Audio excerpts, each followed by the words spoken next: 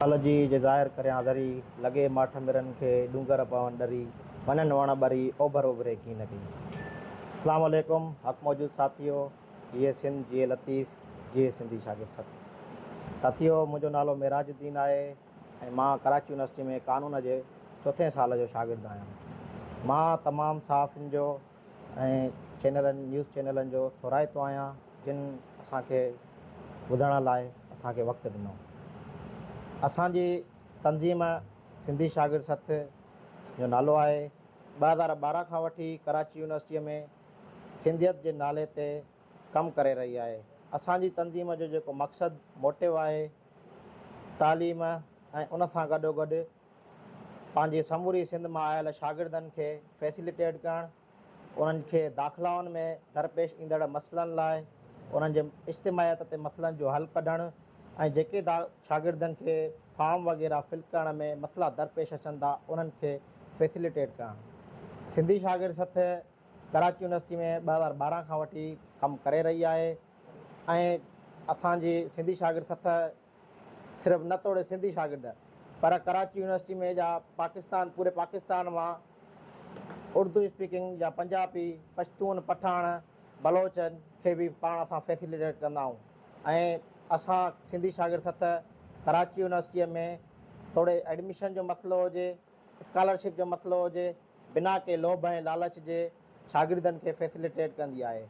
कुझु वक़्तु पहिरियों कराची यूनिवर्सिटी में स्कॉलरशिप जी जेके स्टाइपेंड फंड मिलंदो हुयो शागिर्दनि खे, उहो यूनिवर्सिटी इंतिज़ामिया पाण खाई वेंदी हुई। सिंधी शागिर्द सथ जी मुसलसल जिदोजहद सां उहो फंड असीं पढ़ंदड़ शागिर्दनि ताईं पहुचायोसीं। इन खां अलावा जेके शागिर्द मुख़्तलिफ़ सिंध जे मुख़्तलिफ़ डिस्ट्रिक्ट मां कराची यूनिवर्सिटी में दाख़िला वठण लाइ ईंदा आहिनि, असांजी सिंधी शागिर्द सथ जा दोस्त हर ज़िले में वञी करे उते जे ज़िले जे सेमिनार लाइब्रेरी में सेमिनार कंडक्ट कराए उन्हनि खे दाख़िला लाइ असां इंफॉर्मेशन ॾेई करे ऐं उन्हनि खे कराची यूनिवर्सिटी में आणण लाइ फैसिलिटेट कंदा आहियूं। असांजो सिंधी शागिर्द सथ जो मक़सदु कतई बि जहिड़ो न आहे। सिंधी शागिर्द सथ कराची यूनिवर्सिटी में पंहिंजे तालीम सां गॾोगॾु जेके बि असांजा क़ौमी अॻुवान लीडर या असांजा जेके लीडर आहिनि उन्हनि ते असां पाण सर्किल ऐं स्टडी सर्किल पाण मुनक़िद कंदा आहियूं। असां लतीफ़ जा पार्खू आहियूं, लतीफ़ ते असां पाण मुतालो कंदा आहियूं ऐं उन सां गॾोगॾु सिंधी शागिर्द सथ जेका आहे जेके बि दुनिया में लिटरेचर्स आहिनि उन्हनि ते स्टडी पिणु कंदी आहे। सिंधी शागिर्द सथ जो पाकिस्तान जे ख़िलाफ़ु को बि मोटिव न आहे। असां पाकिस्तान जे ख़िलाफ़ु न आहियूं। इहा हिकिड़ी प्रोपोगेंडा हलाई वञे थी। असांजो सिर्फ़ु मक़सदु कराची यूनिवर्सिटी में तालीम पिराइणु आहे। इन खां अलावा असांजो को बि मक़सदु न आहे।